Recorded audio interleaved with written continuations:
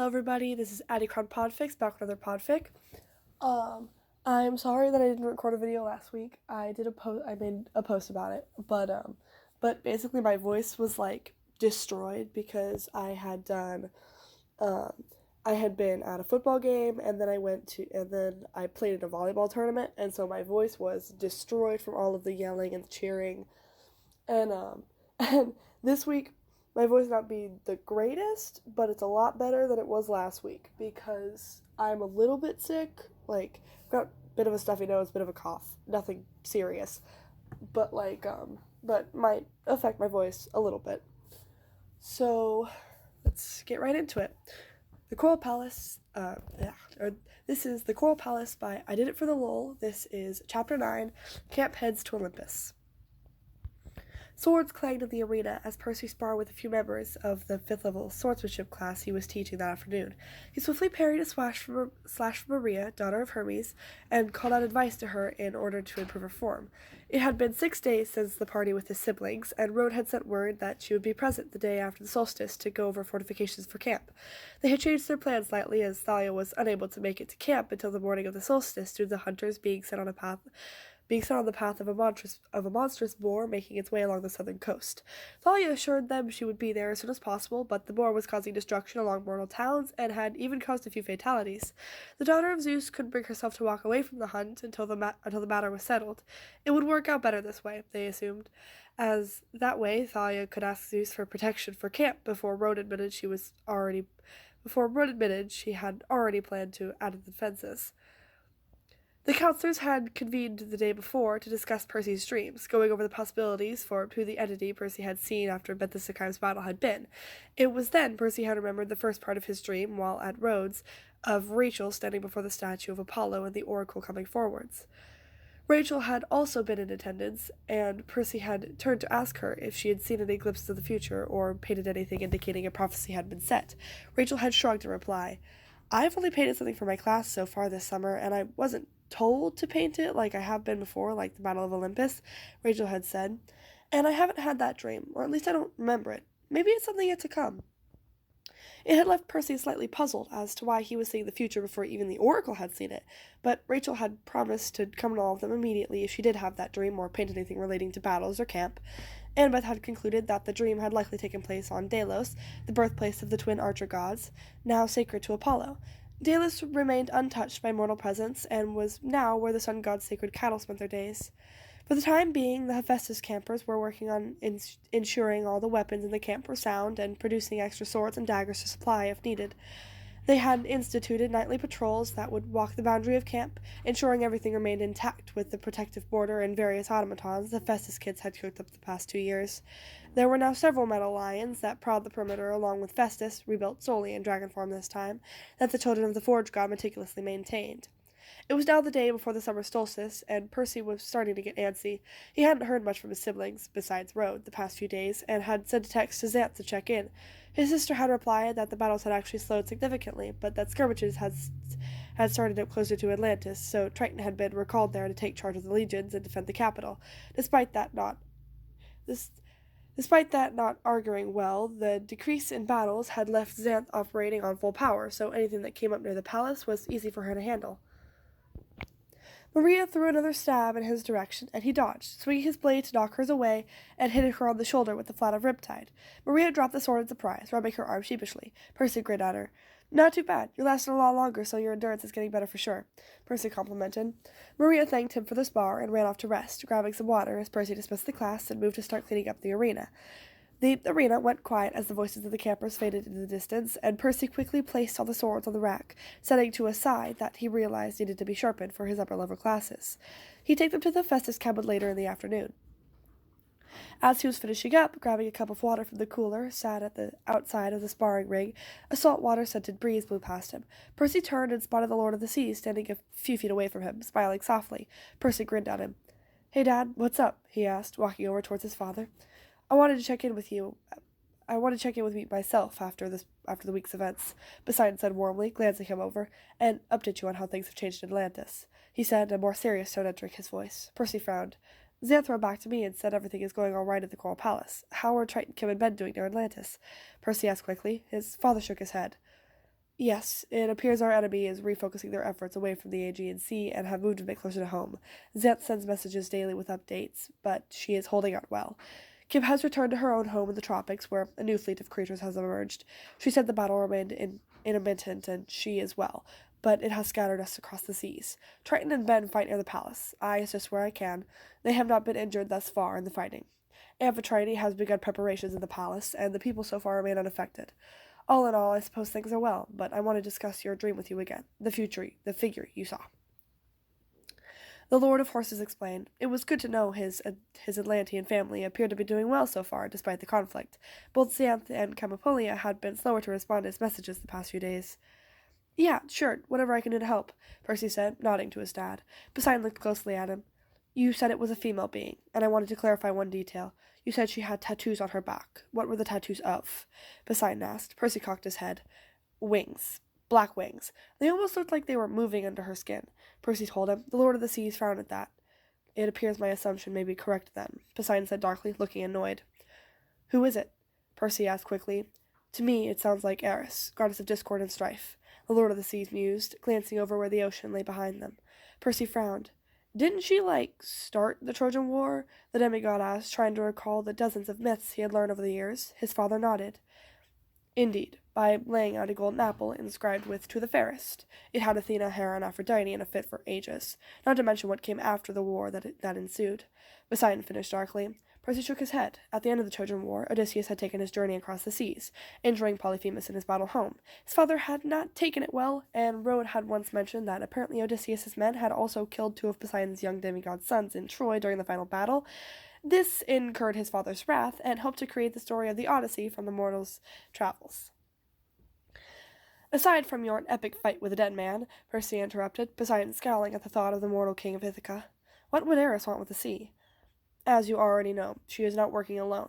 I thought she was in the pit at the moment, but it appears the strife of previous wars has caused her to re-emerge.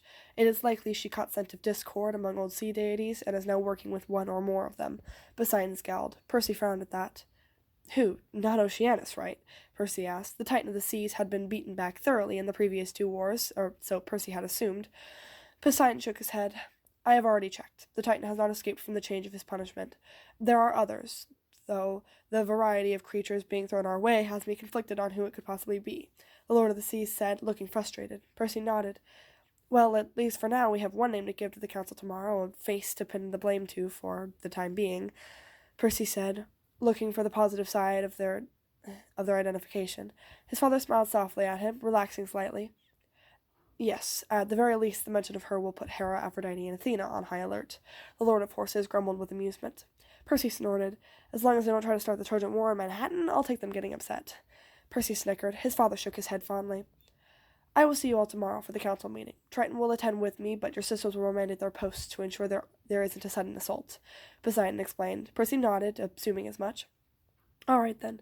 Tell everyone to be safe and let me know if anything changes. I mean that. I don't want to find out 3 days later, Percy said firmly, looking pointedly at his father. Sometimes I think you are too much like me. Poseidon chuckled softly at him before disappearing with the sound of a gentle wave. Percy grinned at the spot where his dad disappeared and resumed tidying the weapons. He grabbed the 2 swords he had set aside earlier and moved to take them to the Festus cabin. Afterwards, he would head to the Athena cabin to update Annabeth on the recent events. The rest of the day and night, to Percy's both relief and frustration, passed without further interruptions from divine beings. While relieved he hadn't spent the morning recovering from a panic attack induced by visions in the night, he was also hoping the dreams would be more revealing as to the identity of the unknown foe. Camp that morning was abuzz, cabin counselors preparing their siblings coming with them to Olympus later that afternoon for the council meeting. Annabeth had elected to bring Malcolm and two of younger brothers, Hector and Kyle. They were chosen because they had yet to see Olympus and were next on the roster the Athena campers had designed to ensure all their siblings had a chance to visit the home of the gods. When Annabeth had first explained the rotating system they had set up, Percy had been incredibly amused. It felt exactly like something his girlfriend and her siblings would come up with, rather than simply remembering who hadn't visited Olympus before. Activities had been somewhat interrupted that day, as campers were chattering non-stop about the meeting that night. Despite their efforts to go relatively unnoticed, most of the camp had now felt the increased tension in the cabin counselors, and seeing the patrols around camp borders had led them to understand something serious was going on with one of the gods. Percy knew Chiron intended to speak with the camp in 2 days' time, after the head counselors had another meeting with Rode to assess what needs had to be addressed, but it looked likely he would have to let camp know sooner. For now, they kept the attention aimed at the solstice. There wasn't a need to scare the camp before everything could be set in place, or at least until they had been firmly shot down by the king of the gods and discovered themselves holding their own once more. For the moment, however, Percy and the rest of the 7, plus Nico, sat at the edge of camp, waiting for the hunters to arrive. Most of the Roman legion had returned to Camp Jupiter in the days following the godly party. However, the few others, besides Frank and Hazel, had elected to stay at Camp Half-Blood for the time being to help with potential battle efforts. They would return to camp in a few weeks, if nothing else important arose. Thalia had called to let them know the hunters of Artemis would be there within the hour, and Percy wanted a chance to speak with his friends and cousins before the group departed for Olympus later that evening. Soon enough, a horn sounded through the trees. A group of silver-clad girls emerging from the woods. Percy spotted Thalia leading the group towards them, nodding to Percy as she approached. "Head off to the cabin and get settled. I have something to discuss with Chiron before we depart this evening," Thalia said. Percy recognized the hunter next to her as Phoebe, who quickly said, "Yes, Lieutenant," and walked off in the direction of the Artemis cabin with the other hunters trickling behind her. "So, is that boar turned into pork chops?" Jason asked with a grin at his older sister. Thalia smirked back wickedly, embracing her younger brother before quickly capturing Nico and Percy in hugs despite their teasing protests. "You know it!" Thalia called back, laughing. Percy grinned at her. "Ready to bother your dad into sending camp some reinforcements?" The demigod son of Poseidon asked, Thalia shooting him an amused glance. "You know I'm always down to bother the old man about pretty much anything," the hunter said. The others laughed, moving forwards to greet her and catch up with how she had been. The hunters had spent more time at both camps since the end of the Giant War, Thalia moving to keep relationships she had built well established to provide the hunters more safe places to lay low if need be. Because of that, it wasn't unusual to find them at camp for a week or two during the summer, and the hunters would likely be staying another week or so, at least after the meeting on Olympus. Soon they moved back towards the big house, entering to let Chiron know the hunters had arrived, and to discuss their plan one final time before the demigods departed for Olympus. Shortly after, they returned to the Poseidon cabin, everyone making themselves comfortable on the beds while they waited for the announcement to be ready to leave when out. "So, I'm actually so upset that I missed this epic party," Thalia complained when they all settled in. Percy, Nico, and Jason laughed at her, Annabeth grinning at their friend. "I swore you would have been invited," Annabeth said sheepishly, actually feeling bad that the hunters hadn't been there. Thalia shook her head. "Oh, no, we were invited, but Lady Artemis said no. She said it was because technically our physical ages are mostly under 16. Thalia grumbled in reply. Percy snorted. "Most of you guys are like hundreds of years old," he laughed, glancing at her. Thalia shrugged, still looking put off at having to miss what was most certainly a memorable event. Soon enough, everyone was talking, but Percy heard a knock on the door. He glanced over to spot Rachel at his door, grinning when she spotted him.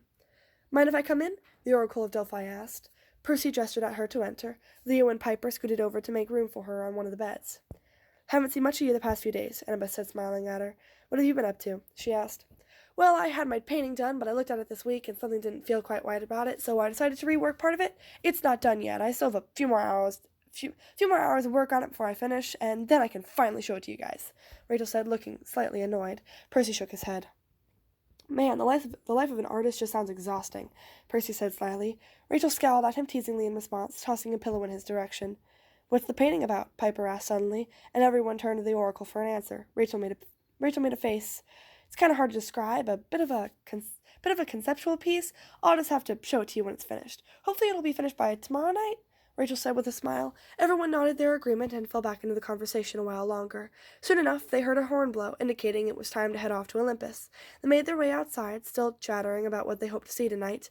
There was usually some sort of entertainment before the main council meeting began, and gathering outside of the pavilion where Chiron and Mr. D stood waiting. The wine god had scowled at them, muttering for them all to hurry up before snapping his fingers and transporting them to Olympus in a single moment.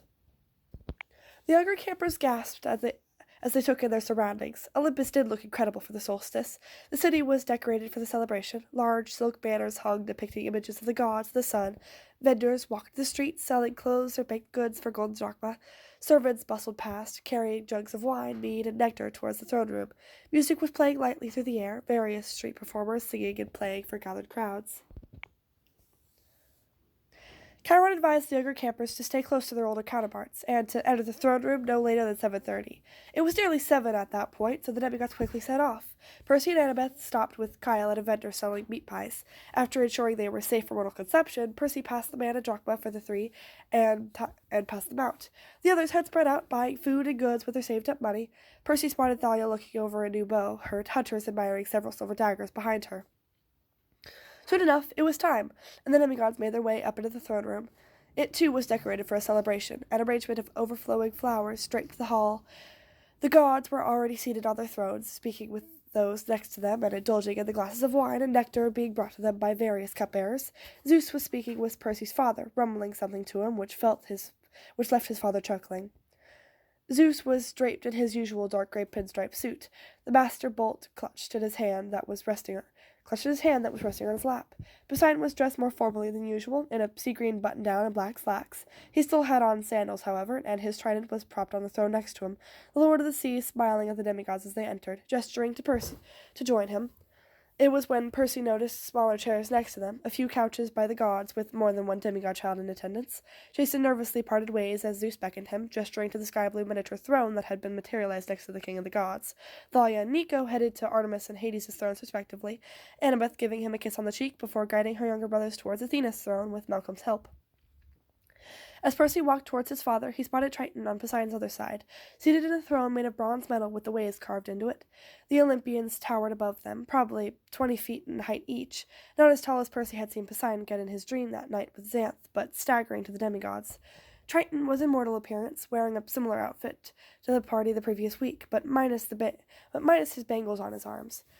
Percy hopped up on the soft blue armchair that appeared by his father's throne, smiling up at his dad, who grinned back at him.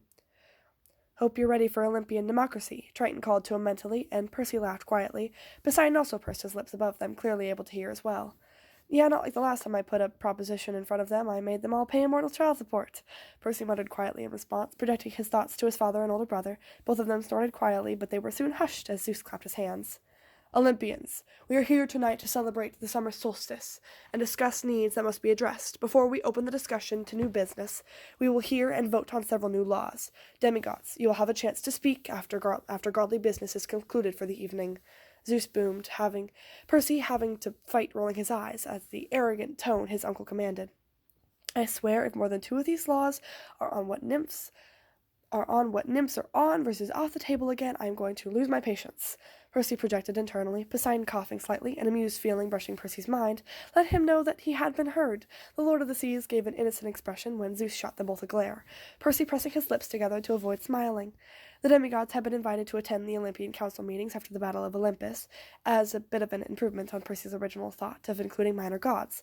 The minor gods were scattered behind the Olympians, various immortals sitting on smaller thrones, but still privy to the conversation. The meeting went through the motions of several new laws that were to be voted upon. It took a while to get through each motion, as each group was given the chance to speak on the matter before voting took place. Thankfully, there was not much discourse that evening, and matters moved along at a decent pace. Percy had caught himself zoning out several times, wondering if he would be blasted with lightning for daring to pull his phone out of his pocket.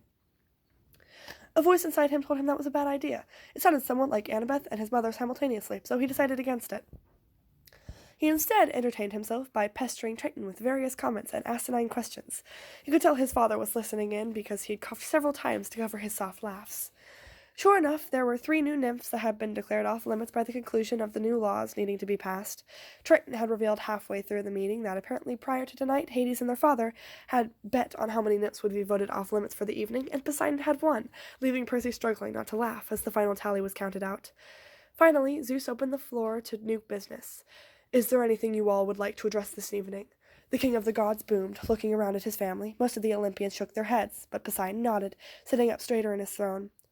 "I have unfortunate news, brother," the Lord of the Seas started, the other Olympians turning with interested gazes. "Continue, Poseidon," Zeus interrupted. The Lord of Horses gave him a pointed look before going on. Percy almost snorted out a laugh at the pause his father had taken before moving forwards with an announcement. "Atlantis and other aspects of my realm have begun suffering attacks from various creatures of older times. Percy's dreams have revealed one of the figures plotting against me is Eris," Poseidon explained, gesturing to Percy when his dream was mentioned. "That bitch?" Aphrodite asked sharply to Percy, looking annoyed. She was dressed in a floor-length teal blue gown, and despite her usual appearance shifting tonight, she looked like a woman with tanned skin and long brown hair that was curled into loose waves. Her eyes displayed her irritation at the goddess of strife, dark brown and sparkling with something Percy couldn't quite describe. Percy almost laughed, but instead nodded in response to the goddess of love. Muttering broke out behind them as minor gods started whispering among themselves.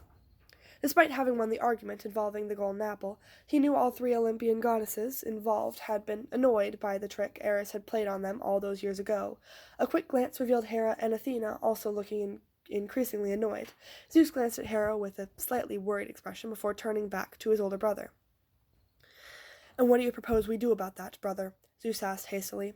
For now, we hold our own well. We do not know at this time who else Ares conspires with, but we work to discover their identity. I only wanted to advise you all to prepare yourselves in case the battles spread beyond my waters, such as into camp, perhaps," Poseidon said before looking over at Chiron.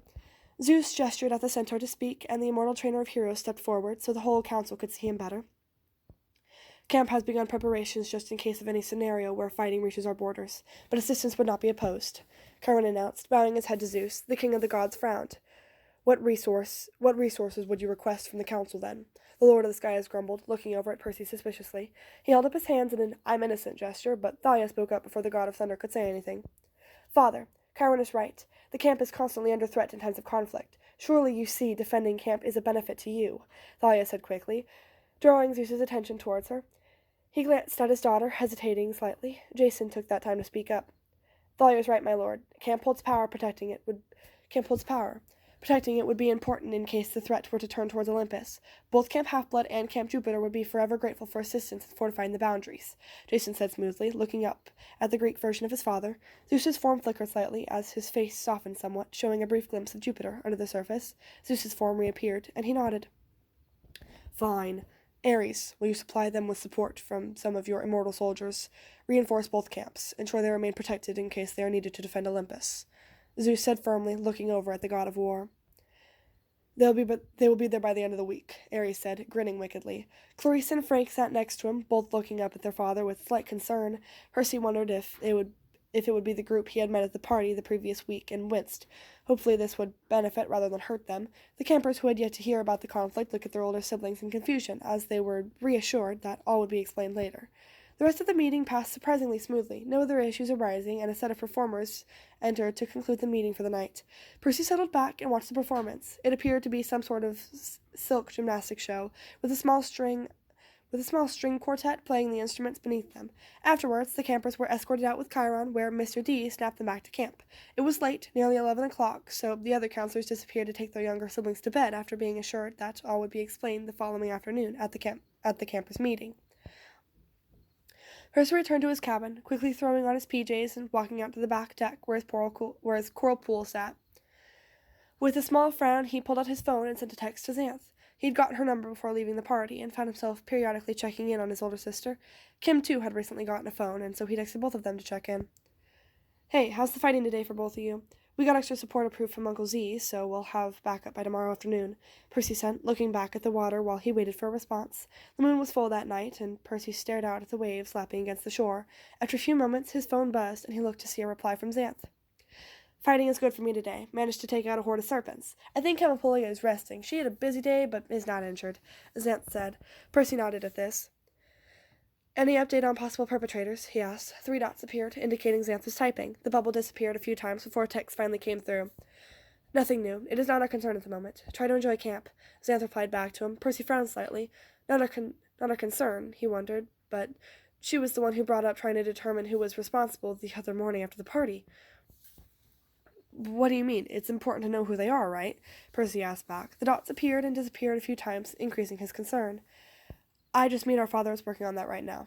The text that finally came through read. Percy's tension eased slightly. He supposed that was true. A second text followed it after a moment. "He knows more than we do. He will figure it out." "I guess you're right. Are you going to come give me another lesson with high tide soon?" Percy replied, electing to tease his sister slightly. "Sword fighting lessons will have to wait. The attacks are slowing, but intermittent. I never know when the next one will happen. I promise at some point," Xanth's text replied. Percy read the text twice. Sword fighting lessons. Maybe his sister was more exhausted than she was letting on. He sent her a reply. "Are you sure you're not too tired?" he asked her. "I am fine. Why?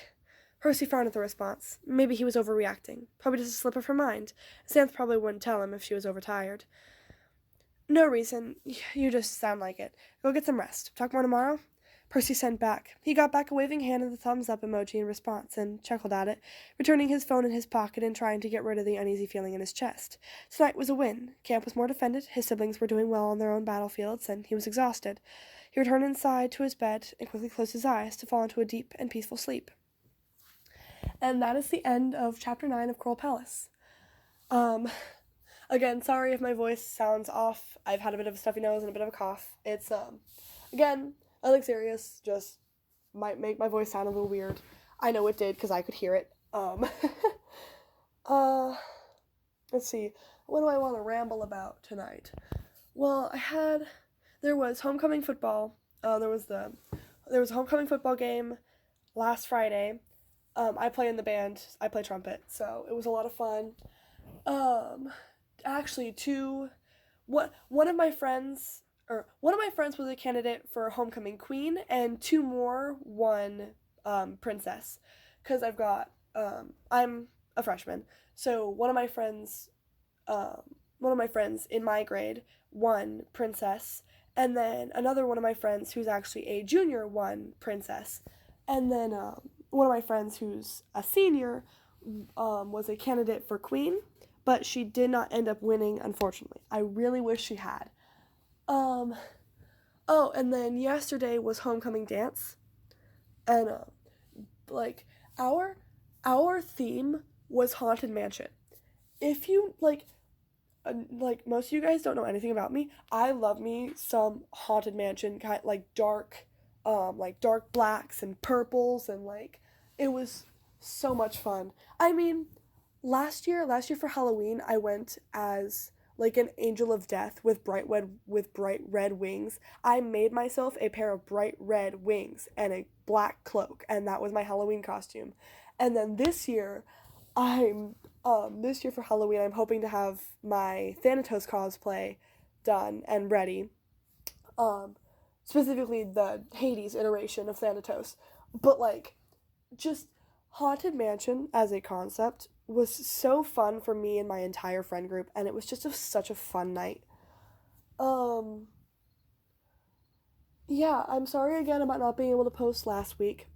I'm really trying to keep my schedule going, guys. I'm not the best with, schedule. Well, I'm good with schedule. I'm not good with routine. I'm definitely not the best at, keeping a self-enforced routine. And so I'm honestly very proud of myself for mostly being able to keep a self-enforced routine for these videos. Anyway, I think that's all. Oh, also, if you heard some, creaking sounds and stuff in the background, there's, a bit of a storm outside right now, and so that is part of it. It's raining, it's pretty windy, so that's what those creaking sounds were, if you could hear them. I'm not sure if you could hear them over my voice. Anyway, hope you all have a good night or day wherever you are. I hope you all enjoyed this, and I will see you next week for, what is it, chapter 3 of The Storm That Unfolded? Yeah, I think it's chapter 3. Hope you all enjoyed. Bye!